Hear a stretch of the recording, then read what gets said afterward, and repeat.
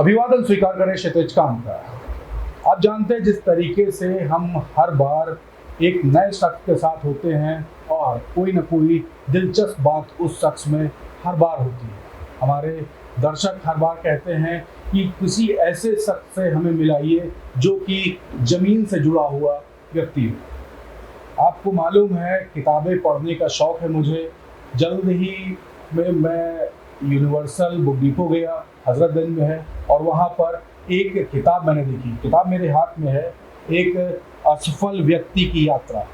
Heading आप देख सकते हैं, एक असफल व्यक्ति की यात्रा, और नीचे आप देख रहे हैं यहाँ पर सुशील रमन लिखा हुआ है। सुशील रमन जी के द्वारा ये किताब लिखी गई। मैं इस किताब को मैंने जब पढ़ाई की, इसकी जब स्टडी की, तो उसमें साफ तौर से एक व्यक्ति की जो शुरुआत होती है उसके बारे में लिखा गया, और 1974 का दौर होता है। उस दौरान एक स्वप्न होता है कि वो व्यक्ति जिनका नाम इस किताब में लिखा हुआ है मूवी लाइन में जाएंगे। फिर क्या होता है, ये दौर धीरे धीरे अपने घर वालों से बातचीत और मूवी लाइन के लिए कहीं ना कहीं इनको जो स्टार्ट लेना था उस पर पेरेंट्स की हामी नहीं हो पाती। फिर क्या होता है, 1974 से 1991 तक के एक गवर्नमेंट जॉब में वर्क करते हैं। 92 का दौर होता है, 2 साल की लीव, मुंबई चले जाते हैं, वहाँ पे एक नई शुरुआत, और फिर एक बड़ा प्रेशर, वापस फिर आना पड़ता उसी सरकारी नौकरी में जिसकी शुरुआत 1974 में हो चुकी थी। फिर ये दौर दोबारा से शुरू होता है सरकारी नौकरी का 2015 तक के। उसकी प्लानिंग होती है, जब रिटायरमेंट हो जाती है उसके बाद फिर से वर्क अपना स्टार्ट करते हैं मूवी लाइन में। हमारे साथ सुशील रमन जी बैठे हुए हैं। हम खुद बात करेंगे इनसे और जानेंगे कि स्टार्ट क्या हुई थी और शुरुआत से एंड तक के जो स्ट्रगल हुआ है उसके बारे में। सुशील जी, आपका स्वागत है। नमस्कार। ये किताब मैंने देखी आपकी यूनिवर्सल बुक डिपो में, अक्सर मैं जाया करता हूँ वहाँ पर, तो किताब मुझे पसंद आई। फिर आपके बारे में ढूंढना चालू किया। मिलना आपसे काफ़ी कठिन था काफ़ी कठिन था ढूंढ पाना, फिर आपसे मुलाकात करना, और सारी आपने किताब और जो आत्मकथा लिखी है सारा श्रेय अपनी पत्नी को ही दे दिया। क्यों? पत्नी को श्रेय देना लाजमी है, क्योंकि वो शुरू से मेरे साथ इतने सालों से रही हैं। मेरे कदम से कदम मिला करके मेरे इस संघर्ष में हमेशा मेरे साथ रही हैं, सुख दुख में साथ दिया है, और मेरे सपनों को साकार होने में उनका बहुत बड़ा योगदान रहा है। इसलिए उनको पूरा श्रेय देना स्वाभाविक है। अच्छा, स्टार्ट की बात करें, 1974 का जिस समय दौर था, एक बड़ा प्रेशर आपके ऊपर आता है कि फिल्म लाइन चुन लें या सरकारी जॉब। तो आपने सरकारी जॉब चुन ली। हम खुद दर्शकों को मैंने इसलिए नहीं बताया कि जॉब कौन सी थी आपकी, मैं चाहता था आप खुद बताएं वो जॉब कौन सी थी और क्यों आपने सरकारी ही जॉब चुनी। अपनी ड्रीम्स को उस समय क्यों कुचल दिया? सरकारी जॉब चुनना या ना चुनना मेरे हाथ में नहीं था। मैं जिस फैमिली से आता हूँ वहाँ पर गवर्नमेंट जॉब को बहुत बड़ा एक उपलब्धि मानी जाती है, और वैसे भी जब लड़का बड़ा हो जाता है तो पेरेंट्स ये चाहते हैं वो कुछ ना कुछ करे। मेरा सपना ज़रूर ये था, मगर उस सपने को चरितार्थ करने के लिए न तो उतना हिम्मत थी परिवार से बगावत करने की, और न वो परिस्थितियाँ उस वक्त थी जो हमें कुछ इजाज़त देती। ऐसी सूरत में हमें परिवार की बात माननी थी, और उन्होंने कहा आप कंपटीशन दीजिए और आप जॉब ज्वाइन करिए। जॉब कौन सी थी? ये सबकी दिलचस्पी जानने की, जॉब कौन सी थी? जॉब सेंट्रल गवर्नमेंट का एक अकाउंटेंट जनरल ऑफिस है, office of the accountant general Allahabad, जिसके कि लखनऊ में भी ब्रांचेज हैं, और हर CAG ऑफिस आप सुने होंगे, CAG ऑफिस का हर स्टेट में अकाउंटेंट जनरल ऑफिस होता है। उसी में एज ऑडिटर मेरी जॉब लगी। तो मुझे याद है कि मैं लखनऊ में इन दोनों था, और मेरे भाई साहब वो अपॉइंटमेंट लेटर के मेरे पास आए लखनऊ में, और वो बड़े खुश थे कि जाओ तुम्हें जॉब मिल गई है और ज्वाइन करना है। जैसे कि बड़े खुश थे कि भाई अब तो जॉब मिल गई है, परिवार पूरा खुश था। और मुझे वो अच्छी तरह से याद है कि मैं कहीं बाहर से आया था ट्यूशन पढ़ा करके, तो उन्होंने कहा कि ये देखो तुम्हारा अपॉइंटमेंट लेटर। और आप मानेंगे नहीं, मुझे ज़रा से भी खुशी नहीं हुई। क्यों नहीं खुशी हुई? कि मुझे लखनऊ ना छोड़ना पड़ जाए कहीं, क्योंकि मैं अपने सपने को साकार करने में लखनऊ को बड़ा मतलब समझता था कि बहुत हेल्पफुल है, जहाँ पर कि मैं अपने सपने से संबंधित कुछ काम कर सकता हूँ और आगे बढ़ सकता हूँ। तो मैं बड़ा डर करके वो लेटर खोला और उसमें मालूम हुआ कि इलाहाबाद ज्वाइन करना है। अब एक ये मतलब ज़रा सा भी सोचने का टाइम नहीं मिला उनका, नहीं अभी जाओ और कल तुम्हें ज्वाइन करना है। और मैं सीधे मरता क्या ना करता वाली स्थिति थी, इनकार करने की स्थिति में नहीं था। और मैं रात में चल करके सुबह पहुंचा इलाहाबाद और वहां जा करके मैंने ऑडिटर ज्वाइन कर लिया। जो 1974 का जो दौर था, 1974 से 1992 के बीच में जो गवर्नमेंट जॉब कर रहे थे, इस बीच में क्या थिंकिंग थी? और उसके बाद जो आप मुंबई जाने की जो बात हुई हमारी, जो मैंने इस बुक में पढ़ा, इस बीच में जो आपने जो वर्क किया, क्या चीज़ सोच रहे थे कि ये 92 के बाद जो आप गए, तो उसके पीछे की जो प्लानिंग थी इस दौरान, वो क्या थी आपकी? सही कहा आपने। 74 में जब मैंने ये प्लान किया कि मुझे फिल्मों में जाना है, तो चूँकि बलरामपुर में मैं था उन दिनों, तो ये लगा कि यहाँ तो कुछ स्कोप है ही नहीं इसका, और कहीं मैं लखनऊ चला जाए, वो बड़ा शहर है, वहाँ पर बहुत स्कोप होगा कि हम अपने बारे में सोच सकेंगे कि फ़िल्मों में जाने के लिए क्या करें। वहाँ पर कुछ कंपनियाँ होंगी जो कि इस टाइप का ब्रेकअप देती होंगी लोगों को। ये सोच करके मैं लखनऊ आ गया बिना किसी जॉब वाब करके, और हाथ पैर मार करके मैंने यहाँ एक टेम्प्रोरी प्राइवेट जॉब भी कर ली, जस्ट फॉर कि मैं लखनऊ में रह सकूँ। और मैंने जॉब कर लिया यहाँ पर, और जॉब करने के बाद में मैं यहाँ पर कुछ लोगों से ऑडिशन वगैरह होते थे, मिलता था। उन दिनों का मुझे याद है कि बहुत से आकाश इंटरनेशनल और क्या क्या गणेशगंज में, अमीनाबाद में बहुत सारे फिल्मों का इस तरह ऐड निकला करता था। तो मैं हर जगह जाता था और जा करके यही मतलब ऑडिशन देना, उनसे बातचीत करना। लेकिन मुझे जान के ताजुब होता है कि उसमें अधिकांशतः फेक ही होते थे वो। लेकिन अब वो है कि आदमी ठोकर खा के ही सीखता है। मेरा काम था जाना, और कहीं बच जाते थे, कहीं फंस जाते थे। लेकिन हमने कहा नहीं, करना है तो इसी तरह से ही करता है, और कोई हमारे जैसे न जान पहचान कुछ नहीं, हाथ पैर मारना, खुद ही करना। तो इस तरह से मेरा 74 से 79 तक, इसी बीच मैंने एक भारतीय हिंदू नाट्य केंद्र उन दिनों वर्कशॉप किया करता था। तो श्री M.K. रैना जी थे, थिएटर के बहुत बड़े डायरेक्टर, उनकी वर्कशॉप से मैंने स्टार्ट किया। भारतीय हिंदू नाट्य केंद्र उन दिनों हुआ करता था। उसके बाद हमने एक थिएटर ग्रुप बनाया, चित्रांगन कला संगम। उस थिएटर ग्रुप से मैंने कई नाटक प्ले किए, डॉक्टर झटका का पागल खाना, सिंहासन खाली वगैरह। मीनवाइल जो मैंने आपको बताया 79 में मेरी जॉब लग गई, और मुझे मन मार करके इलाहाबाद ज्वाइन करने जाना पड़ा। क्यों मन मार करके? क्योंकि मेरी एक्टिविटी चल रही थी इस दिशा में, और जॉब करने के कारण लखनऊ छूट जाता।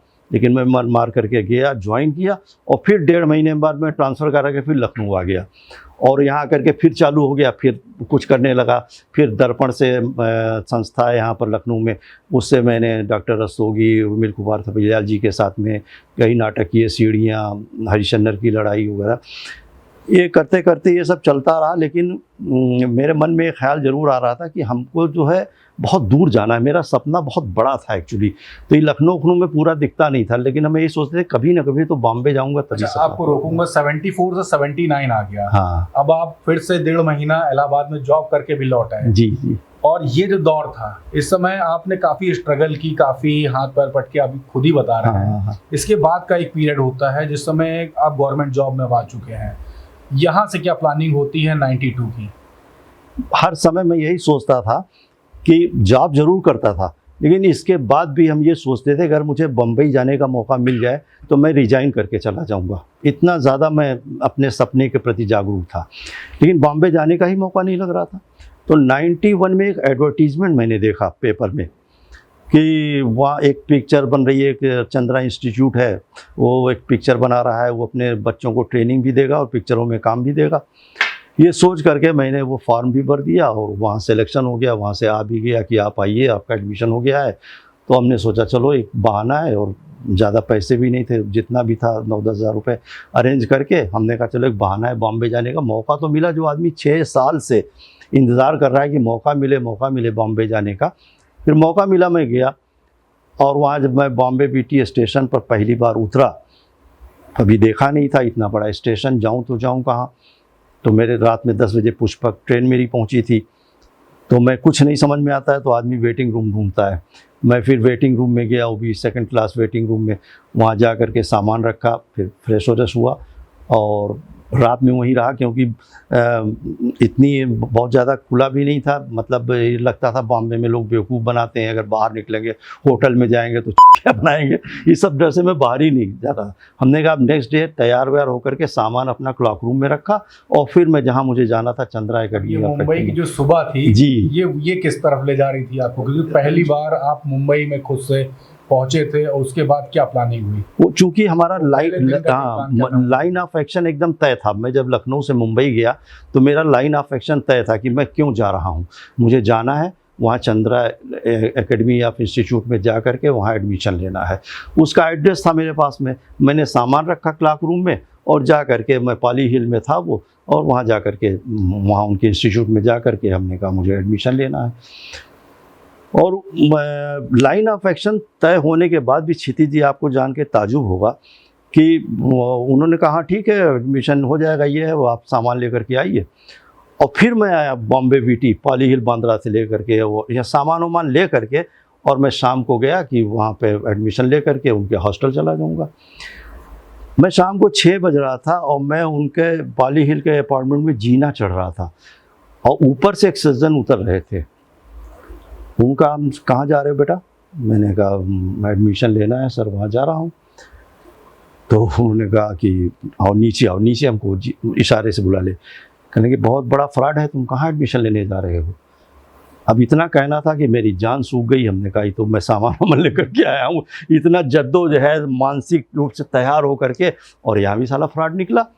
और मैं फिर वापस आपको जान के ताजुब होगा, मैं पूरा वहीं जीने से ही उतर के पूरा सब सामान लाद करके फिर स्टेशन आ गया बॉम्बे वीटी।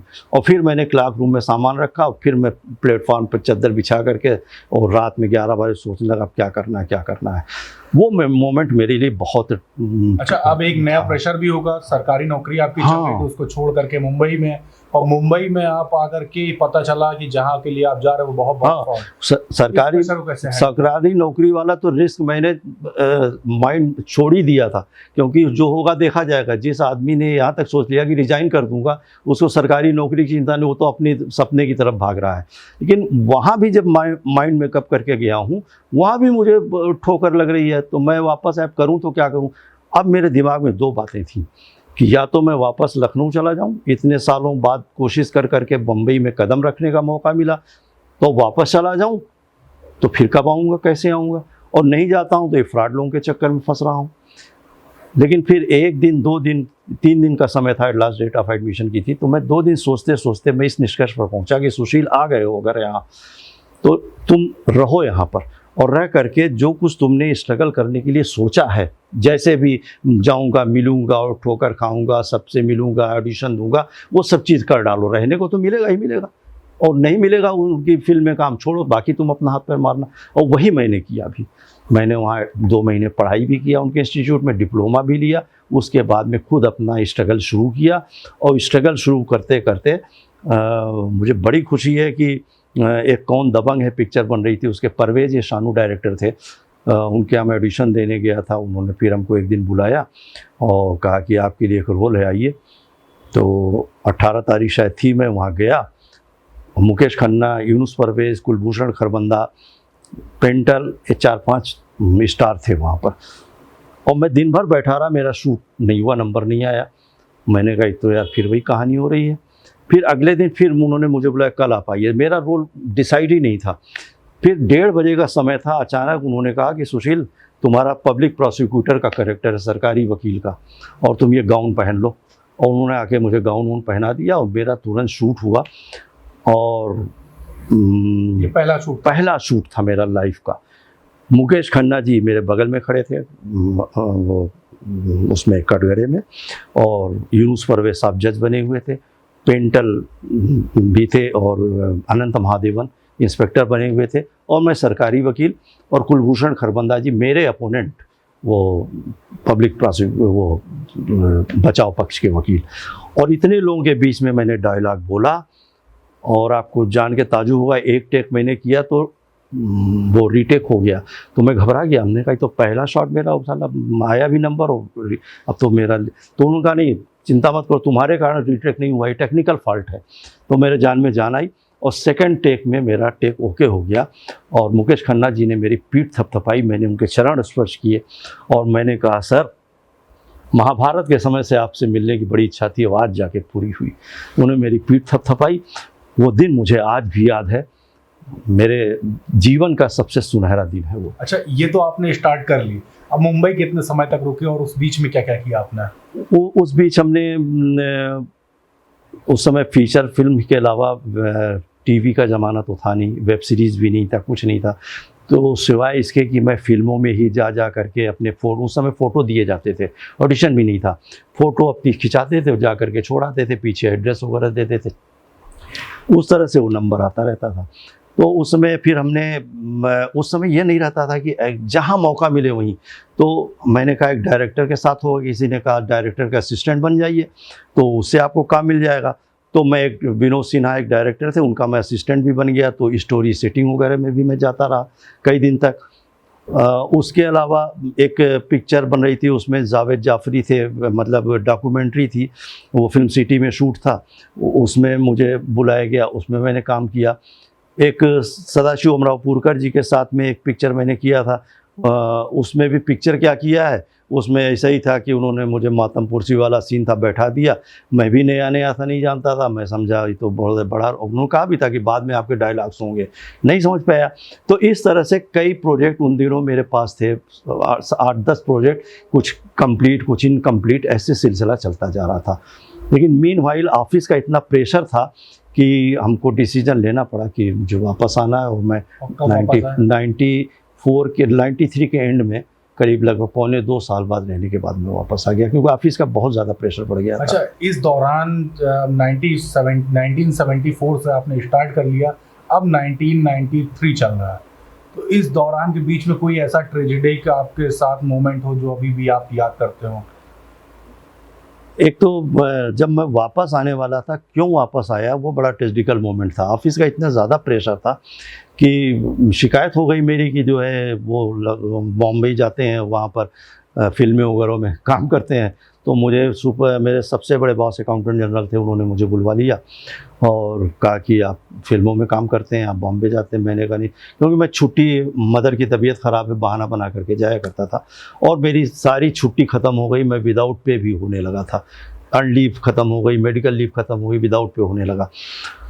और जब वो पेशी हो गई मेरी, उन्होंने बुलाया, तो मैंने कहा कि साहब मैं मदर के उससे जाता हूँ। तो उनका नहीं, आप फिल्मों में काम करने जाते हैं, मैंने सुना है आपका ट्रांसफ़र मैं करे दे रहा हूँ लखनऊ से इलाहाबाद।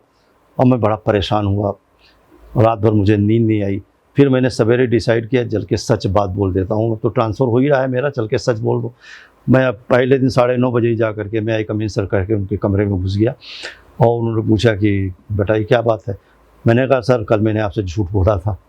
कहा सच क्या है? मैंने कहा सच वही जो आपने कल कहा था, मैं फिल्मों में काम करने जाता हूँ। मूवी के नाम वगैरह आपने बताया? हाँ, उन्होंने क्या करते हैं आप फिल्मों में? तो मैंने कहा सर मैं एक फ़िल्म बन रही है, मेरी बीवी का जवाब नहीं, उसमें मैं प्रोडक्शन टीम में हूँ और थोड़ा बहुत काम सीखने की नीयत से मैं गया हूँ। तो फिल्म का नाम सुनते ही उनको बड़ी हंसी आ गई। उनका क्या नाम है? मैंने कहा मेरी बीवी का जवाब नहीं। उनका अच्छा, उनके चेहरे पे मुस्कुराहट आ गई, तो मैं भी थोड़ा हल्का हुआ, माहौल थोड़ा हल्का हुआ। तो उनका अच्छा हीरो कौन है? मैंने कहा अक्षय कुमार, श्रीदेवी। तो और भी क्वेश्चन करने लगे, अक्षय कुमार को आपने क्यों लिया, श्रीदेवी अक्षय कुमार के साथ कैसे काम करने? मैंने कहा खिलाड़ी हिट हुई थी इसलिए वो तैयार हो गई, और प्रोड्यूसर के पास बहुत पैसा नहीं था इसलिए अक्षय कुमार नए नए थे तो कम में साइन हो गए। संगीतकार कौन है? मैंने कहा लक्ष्मीकांत प्यारेलाल। बड़े खुश हुए, कहने का मतलब अच्छा ठीक है श्रीवास्तव जी, आप ये सब काम करिए, मगर लखनऊ में भी तो बहुत स्कोप है, आप क्यों बॉम्बे जाते हैं, यहीं करिए। छुट्टी वगैरह उन्होंने दिया आपको दोबारा से कि या फिर बॉस? बता रहा हूँ मैं, एक जवाब आपको ऐड कर दूँ इसमें। उन्होंने कहा लखनऊ में भी बहुत से काम है, आप लखनऊ में काम क्यों नहीं करते हैं? मैंने उनको जवाब दिया, वो मैं आपको बताना चाहता हूँ। हमने कहा सर लखनऊ में जो दूरदर्शन वगैरह है, थिएटर वगैरह है, ये मेरे सपने से बहुत छोटे हैं, मेरा सपना बहुत बड़ा है जो कि बॉम्बे जाके ही पूरा हो सकता है। तो उन्होंने सोचा, मन में सोचा ये लड़का तो ज़िद्दी है। अब कहने लगा अच्छा ठीक है चलिए आप जाइए, आप कितने दिन अभी रहना चाहते हैं? मैंने कहा सर अभी मैं 6 महीने रहना चाहता हूँ, मेरी पिक्चर पूरी बना ली थी। मेरी बीवी का जवाब नहीं, तो कहे 6 महीने। कहें ठीक है चलिए, आपको दिया 6 महीने। अब मैं 6 महीने निश्चिंत होकर के अपना काम वाम पूरा किया, फिर वाइंड अप करके मैं लखनऊ आ गया। लखनऊ आ गए। जी। अब इसके बाद 2015 तक का दौर, किताब में जिक्र है 2015 में आपकी रिटायरमेंट होती है। उस दौरान से इस बीच तक के क्या क्या सोचा आपने, क्या मूवी लाइन के लिए कभी कुछ प्लान किया, बहुत या फिर आपने थिएटर वगैरह में कभी वर्क किया हो, किसी सपोर्ट किया हो? दिलचस्पी काफी दर्शकों की होगी हमारी। बहुत स्ट्रगलफुल, उन दिनों भी बहुत स्ट्रगलफुल रहा। जब मैं बॉम्बे से यहाँ आ गया तो पहली बात तो ये था कि अपने मन में कि मैं बॉम्बे में रह आया था, अब मैं यहाँ करूँ तो क्या करूँ। नौकरी करते करते तो नौकरी में वैसे भी मन नहीं लग रहा था। तो मैंने यहाँ एक इंस्टीट्यूट था, वहाँ पे मैंने एक्टिंग पढ़ाना शुरू कर दिया। तो वहाँ एक माहौल थोड़ा सा, कहते हैं डूबते को तिनके का सहारा, एक माहौल मुझे फिल्मी मिल जाता था और मैं उससे थोड़ा बहुत सेटिस्फाई हो जाता था। वहाँ पे एक फ़िल्म बन रही थी किताब, तो उन्होंने मुझे उस फिल्म में कैरेक्टर भी दे दिया, छोटा, मतलब 1 घंटे की फिल्म थी। उसके बाद में ये हुआ कि हमने कहा किताब फिल्म बन सकती है अपने बजट में। उस समय 40-50 हज़ार रुपये में बन गई थी 1 घंटे की फ़िल्म। तो मैंने कहा मैं भी कर सकता हूँ। तो मैंने अपनी जमा पूंजी 40-50 हज़ार रुपये जोड़ करके और मैंने फिर एक अपना बैनर बनाया, क्रिएटिव टैलेंट्स नेटवर्क, और उसके तहत मैंने 4-5 टेलीफिल्म्स का निर्माण किया। और चिंगारी एक्ट्स पर बनाया था, चक्कर 3-5 का, प्रायश्चित, इस तरह से 3-4 फिल्में बनाई मैंने दूरदर्शन के लिए। और वो लखनऊ दूरदर्शन, गोरखपुर दूरदर्शन, मऊ दूरदर्शन, इलाहाबाद, बरेली, ऐसे कई दूरदर्शन से वो पिक्चरें चली। तो अच्छा लगा। उसके बाद वो जिस रॉयल्टी बेसिस पे चलती वो बंद हो गया, गवर्नमेंट की स्कीम। मैंने कहा फिर मेरा काम बंद हो गया, अब मैं क्या करूं। तो अब कुछ नहीं समझ में आया, तो मैंने कहा एक एक्टिंग इंस्टीट्यूट यहाँ खोलता हूँ। तो एक्टिंग इंस्टीट्यूट खोलने का प्लान किया मैंने, मकान वकान भी बनवाया ऊपर अपना लोन वगैरह ले करके, और यहाँ पे इंस्टीट्यूट तो खोल दिया। और इंस्टीट्यूट भी इतना बढ़िया मेरा खोलने का विचार था कि बॉम्बे से लेक्चरर्स को बुलाएंगे यहाँ पर, और वो लोग आएंगे, और मेरा कुछ सिलसिला बॉम्बे का हो ही गया था, तो अपने स्टूडेंट्स को हम वहाँ काम दिलाएंगे। लेकिन बदकिस्मती देखिए कि 2-3 लाख रुपए उसमें भी मेरे चले गए। और इंटरव्यू हुए, बहुत से बच्चे ने फॉर्म भरा, इंटरव्यू हुआ, मगर एडमिशन एक भी नहीं हुआ। और फिर वो इंस्टीट्यूट जो आइडिया था वो क्या आपका फ्लॉप हो गया? फ्लॉप हो गया, 100% फ्लॉप हो गया।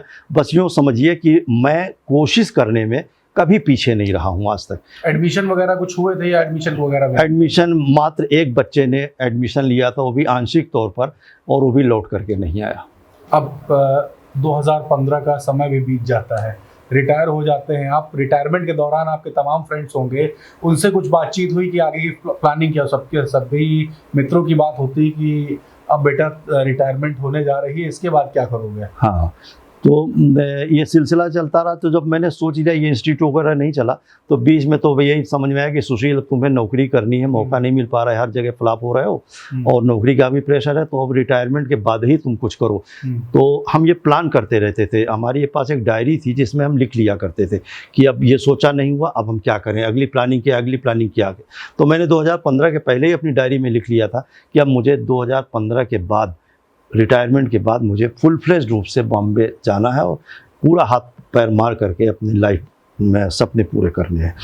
अच्छा, आई रोकूंगा अभी। रिटायरमेंट के दिन आपके तमाम मित्र होंगे आपके साथ में, क्या ऐसी बातचीत नहीं हुई कि आगे क्या करने वाले हैं? बड़ा अच्छा सवाल है आपका। कुछ मित्र मेरे जो, क्योंकि कुलीग थे ऑफिस में, वो तो 2092 में भी मेरी जो जर्नी हुई थी उससे परिचित थे और जानते थे शुरू से ही कि इसके अंदर एक्टिंग का कीड़ा है, ये स्ट्रगल करता रहता है। तो 2015 में भी वो साथी मौजूद थे जब मैं रिटायर हो रहा था। तो फेयरवेल जैसे हम हर ऑफिस में होती, मेरी भी हुई। फिर उन्हीं लोगों ने कहा सर कुछ अपना पुराना किस्सा बताइए, वो फिल्मी वाला, वो सब सुनने चाहते थे। तो मैंने कहा भाई ऐसा है कि अभी तक आपने सुशील रमन को, सीनियर अकाउंट्स ऑफिसर को सुना है, अब इसके अंदर एक और सुशील है, उससे भी आप मुलाकात करना चाहेंगे? उन्होंने कहा हाँ ज़रूर, क्यों नहीं। फिर मैंने उसी दिन बता दिया था कि ये मेरी लाइफ का रिटायरमेंट नहीं है बल्कि इंटरवल है, और भविष्य में आप मुझे पर्दे पर या पर्दे के पीछे ज़रूर देखेंगे। ये मैंने अपने रिटायरमेंट में बोल के आया था। और रिटायरमेंट के 3-4 महीने बाद ही मैं बॉम्बे चला गया। और भगवान का शुक्र है कि 2016 के शुरुआत में ही ये रिश्ता क्या कहलाता है, मैंने मिस्टर वाधवा मैनेजर की भूमिका की और टीवी में प्रसारण भी हुआ इसका, सब लोगों ने मुझे पहचाना और वही ऑफिस वाले बड़े खुश थे कि आपने जो कहा वो करके दिखाया। तो 15 से 23 के बीच का दौर, हाँ। लगातार बीच में कोविड टाइम भी था, इससे पहले कोविड टाइम से पहले तक की बात करूंगा, आपने क्या क्या वर्क किया? 2015 में जब मैं गया वहाँ पर तो ये सब तो खैर स्ट्रगल चल ही रहा था सर्विस वगैरह लेकर के, लेकिन एक बीच में एक और स्ट्रगल था जिससे कि मैं जिक्र करना चाहूँगा कि फाइलों के बीच काम करते करते, सरकारी दफ्तर पे काम करते करते मेरा टैलेंट भी एकदम फाइलों के बीच दब गया था। तो सबसे ज़रूरी काम था तो अपने को तराशना, अपने टैलेंट को मांझना। तो मैं वहाँ जा करके 2015 में मेरे करीब वहाँ पे वर्कशॉप हुआ करती है, एक्टिंग वर्कशॉप, तो मैं वहाँ जा करके 20-25 वर्कशॉप अटेंड करता रहा और 3-3 4-4 घंटे की एक वर्कशॉप होती थी, तो वीकली कभी हुई मैं वर्कशॉप चला जाता था। उसके अलावा मैंने 2-3 लोगों को एक परिचय थिएटर ग्रुप है, वहाँ जा कर के मैंने 2 महीने उनकी क्लास लिया। एक प्रेम आर्या सर हैं, उनसे मैंने 2 महीने की क्लास लिया। उसके बाद एक किरदार थिएटर ग्रुप है, उस थिएटर ग्रुप से मैं जुड़ा। वो थिएटर ग्रुप बहुत ही अच्छा है और वहाँ पर एक मिस्टर इकबाल नियाज़ी सर हैं जो कि उर्दू के बहुत मतलब बड़े नाटककार हैं और कई उन्होंने नेशनल अवार्ड भी जीता है। उनके ग्रुप में शामिल हुआ, उनके सानिध्य में बहुत कुछ सीखने को मिला और वो बहुत अच्छे नाटक करते हैं। मैंने उनसे साथ में 1-2 नाटकों में भी काम किया और अब तो वो कमर्शियल प्ले भी कर रहे हैं, तो इंशाल्लाह बहुत आगे बढ़ रहे हैं। इस तरह से सीखने का सिलसिला भी मैं अपने को मांझने का कार्य करता रहा और इन लोगों से भी मैं सीख करके आगे बढ़ा और वहाँ जा कर के सीखता रहा, साथ में ऑडिशन देने का, क्योंकि अब वेब सीरीज़ और सारी चीज़ें आ गई हैं, सीरियल आ गए हैं, फिल्में आ गई हैं, तो मैं जाता था, सुबह निकलता था सारे प्रोडक्शन हाउसेज में, जहाँ एक दिन में जाया जा सकता है 4-5 जगह जाता था, ऑडिशन देता था, ऑडिशन दे के शाम को घर आता था। ये सिलसिला 3-4 महीने 6 महीने तक तो ये सीखना, ऑडिशन देने का चलता रहा। यूँ समझिए कि ये बीज बो रहा था मैं कि भविष्य में ये मुझे फल देंगे, और वही हुआ। 6 महीने करीब करने के बाद में फिर हमको प्रोडक्शन हाउस से कुछ काम के फ़ोन आने लगे कि ये रोल है, इस सीरियल में आपका ये कैरेक्टर है। और एक दिन की बहुत खुशी की बात है कि मैं वापस लौट रहा था कि अचानक एक फ़ोन आया कास्टिंग डायरेक्टर का कि आपको ट्यूबलाइट फिल्म में साइन किया जा रहा है, और मुझे पता भी नहीं, बोले सलमान खान और ओमपुरी जी की फिल्म है, उसके साथ आप काम करना है। मतलब आप विश्वास नहीं करेंगे कि मैं विश्वास ही नहीं कर पा रहा था कि वाकई में सलमान खान के साथ में मुझे काम मिल रहा है।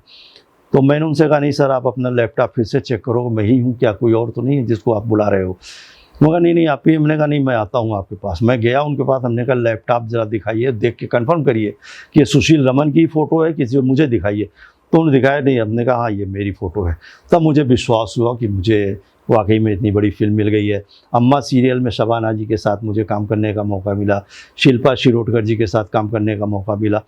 इस तरह से भगवान की दया है कि हम बहुत कम समय में, जहाँ करके लोग इतना ज़्यादा स्ट्रगल है और हमको भगवान ने इतना कुछ दिया, सब दर्शकों का प्यार है कि आगे बढ़ता जा रहा हूँ। उसके बाद आपने बहुत अच्छा सवाल किया। 2000 एक कोविड टाइम, हाँ कोविड टाइम भी कहा जाता है, और कोविड टाइम के दौरान ही ये पता चला इस किताब से कि कोविड दौरान ही लिखी गई। तो ये एक असफल व्यक्ति की यात्रा, और उसके बाद 3 डॉट आपने लगा दिया कि काफी कुछ अभी बताना बाकी है। सही कहा। क्या कुछ बताना बाकी, और एक असफल व्यक्ति की यात्रा, जिस किताब से मैंने स्टार्ट किया, इस किताब पे ही अब आ गए हैं। ये किताब कोविड दौरान लिखी गई है, इसके पीछे का कहानी मैं वही बता रहा था आपको कि 2020 में जब कोविड आया तो मैं कोविड में लखनऊ वापस आ गया और ये सोच करके आया था कि जहाँ शांत होगा मैं फिर चला जाऊँगा। लेकिन 2001 साल तो उसी में बीत गया। 2021 में जा कर के कुछ स्थिति सामान्य होने लगी, लेकिन पूरी तौर से सामान्य नहीं थी। तो ये हुआ कि लखनऊ से भी जाना ठीक नहीं है, तो मैं वापस नहीं गया तब से। अब मैंने कहा क्या किया जाए, तो इस बीच मैं लखनऊ में भी कुछ ऑडिशन वगैरह देने का सिलसिला है, कुछ कोऑर्डिनेटर्स हैं, तो मैं यहाँ लखनऊ में भी जाता रहा और कुछ लोगों से मिलता रहा, ऑडिशन देता रहा। तो यहाँ पर एग्जिट वेब सीरीज़ है, प्रयागराज वेब सीरीज़ है, विक्रम वेदा है, और 1-2 फिल्मों का नाम मैं भूल रहा हूँ। ये सब मैंने प्रोजेक्ट लखनऊ में किए। लेकिन सबसे बड़ा काम जो मैंने किया इस बीच, वो ये किया कि मैंने कहा कि जो मैंने सोचा था, जब इतनी मेरी स्ट्रगल बीतता जा रहा था, 10 साल, 20 साल, 25 साल, 30 साल, तभी मैंने सोच लिया था कि अगर मैं कुछ बन पाता हूँ तो मैं एक किताब लिखूँगा। और वो किताब क्या लिखूँगा, वो एक अपनी मतलब ऑटोबायोग्राफी होगी, और मैं उन बच्चों को डेडिकेट करूँगा जो सपने तो देखते हैं मगर थोड़ी सी परिस्थितियाँ उनकी प्रतिकूल होती हैं या गड़बड़ा जाती हैं तो हमेशा के लिए अपने सपने छोड़ देते हैं। तो just to inspire those persons, हाँ, कि मैं बुक लिखूँगा कि अगर थोड़ा बहुत मेरी किताब से इंस्पायर हो पाएँ तो मुझे बड़ी खुशी होगी। तो हमने कहा 2021 का समय, चूँकि अब लखनऊ में ही हूँ, तो मैंने कहा इस बुक पे मैं काम कर लूँ। तो मैंने इस बुक पे काम करना शुरू किया और करीब 4-5 महीने लगे मुझे इस बुक को कंप्लीट करने में। और 2021 से लेकर 2022 तक, ये जून 2022 में ये किताब आई है। तो उसके बाद में इतने दिन में ये किताब आ गई। और ये किताब हमने, अभी आपने जो सवाल पूछा, एक असफल व्यक्ति की यात्रा, ये बहुत अच्छा सवाल है, अक्सर मुझसे पूछा जाता है। लेकिन असफल व्यक्ति की यात्रा इसलिए रखा गया है क्योंकि सफल व्यक्ति की यात्रा मेरी समझ से नहीं है कुछ होती है। सफल व्यक्ति की यात्रा हम कैसे इसको कह दें, क्योंकि मेरे हिसाब से सफलता की कोई अंतिम मंजिल होती नहीं है। आज हम यहाँ पर हैं, कल को हम आगे बढ़ना चाहते हैं, थोड़ा आगे पहुँच गए, किसी मुकाम पर पहुँच गए, तो फिर उससे नया सपना देख लेते हैं कि अब हम ये बन जाएं। वहाँ पहुँच जाते हैं तो फिर और, तो वो हमारा पड़ाव, वो एक मंजिल, अंतिम मंजिल नहीं होती है, वो एक पड़ाव कह सकते हैं उसे। तो जिसकी कोई अंतिम मंजिल ही नहीं होती है तो हम किसको हम सफल कहेंगे। इस वजह से हमारे हिसाब से लक्ष्य प्राप्ति की दिशा में निरंतर चलते रहने की यात्रा ही सफलता की सफल यात्रा कही जा सकती है। और अगर उसे सफल यात्रा कहिएगा तो उस व्यक्ति को हम सफल कह नहीं सकते, तो हम उसको असफल व्यक्ति की यात्रा ही मैंने कहा है। क्यों असफल व्यक्ति की यात्रा कहा है, एक एग्जाम्पल और देता हूँ मैं आपको। आपने पेड़ देखा है, पेड़ कटते हुए, उस पर जब कुल्हाड़ी पड़ती है तो 99 बार पड़ते रहते हैं और पता चला एक बार पड़ा, 100वां बार, और पेड़ कट के गिर पड़ता है। तो क्या आप समझते हैं कि वो 100वां बार को ही श्रेय जाता है? उस पेड़ को कटने में उसका पूरे 99 बार का भी परिश्रम शामिल है। लेकिन लोग 100वां बार याद रखते हैं, 99 बार याद नहीं रखते हैं। तो ये 99 बार की कहानी है असफल व्यक्ति की यात्रा। अच्छा, ये किताब अब लिख जाती है और किताब लिखने के बाद आज का दिन है 2023, ईयर आ जाता है सन 2023, ठीक है, आपके सामने है, किताब भी लिख चुकी है। अब वो 100वां बार क्या करने वाले हैं आप? 100वां बार तो मतलब 100वां बार, फिर वही बात आती है कि वो 100वां बार कभी ख़त्म नहीं होता है। 99 बार की कहानी है ये। 100वां बार, 3 डॉट का मतलब, हाँ, 3 डॉट का मतलब ये है कि ये यात्रा जो है अभी जारी है, क्योंकि ये यात्रा कभी ख़त्म होने वाली नहीं है। हर इंसान अपनी सफलता की राह में निरंतर बढ़ना चलना चाहता है और चलता उसको चलना भी चाहिए, क्योंकि सफलता की कोई अंतिम मंजिल होती ही नहीं है। अच्छा, ये तो पूरी आपकी स्टोरी हो गई। हमारे जो दर्शक देख रहे हैं उनके लिए आपकी तरफ से एक लास्ट मैसेज, एंड में एक मैसेज जो सभी दर्शक देख रहे हैं, क्या कुछ आप कहना चाहते हैं, वो जो आपके दिल में अभी चल रहा है और जो चलता रहा हमेशा? हाँ, हम सभी से ये कहना चाहते हैं कि सपने तो सबको देखने चाहिए। अगर जो सपने नहीं देखता है तो वो इंसान ज़िंदगी में क्या करेगा। तो पहले आदमी सपना देखता है, वो भी सपने, वो आप जानते ही हैं कि बंद आँखों से या खुली आँखों से देखने वाले सपने नहीं, अपने ज़िंदगी में आप करना क्या चाहते हैं। और उससे भी ज़्यादा ज़रूरी है कि उन सपनों के प्रति 24 घंटे अवेयर रहना। आप अपने को आत्म अवलोकन करते रहिए कि आपने अपने सपनों को प्राप्त करने के लिए इन दिनों 2 महीने 3 महीने में क्या किया है और क्या कमियां रह गई हैं, और उसे फिर प्लान करिए, उन कमियों को दूर करिए और फिर आगे बढ़िए। फिर अगर कमी रह जाए फिर आगे बढ़िए और फिर आगे बढ़िए। इस तरह से आप अपने सपने को प्लान करते रहिए, मॉडिफाई करते रहिए, अपनी जर्नी को, कमियों को दूर करते रहिए और निश्चित रूप से एक मंजिल आप पाएंगे। और इसके साथ में पेशेंस रखना बहुत ज़रूरी है और अपने टैलेंट को भी उभारते रहिए समय समय पर, क्योंकि टैलेंट के बगैर कुछ नहीं हो सकता। थैंक यू सुशील रमन जी। एक किताब मैंने पढ़ी, यूनिवर्सल बुक डिपो में उठाई और पढ़ने के बाद सुशील रमन जी से मेरी मिलने की दिलचस्पी हुई, काफ़ी सारी चर्चा हुई। और आप सभी से गुजारिश है, जो किताब पढ़ते हैं किताब एक बार ज़रूर देखिएगा और कमेंट बॉक्स में लिखते ज़रूर रहिए कौन सी बात आपको पसंद आई और आपके दिल में क्या दिलचस्पी है जानने की। कमेंट बॉक्स में अपने प्रश्न जरूर लाइएगा। और सभी से गुजारिश है, जिस तरीके से आप हमसे फेसबुक से कनेक्ट होते हैं, फेसबुक पे ज़रूर मैसेज करिए। मैं आपसे मिलने ज़रूर आऊँगा और आपके जो भी मुद्दे होंगे उस पर ज़रूर चर्चा होगी। ग्राउंड रिपोर्ट के लिए हमेशा जुड़े हमारे साथ। मैं हूं क्षितिज कांत, कैमरा पर्सन @निफिक के साथ। धन्यवाद।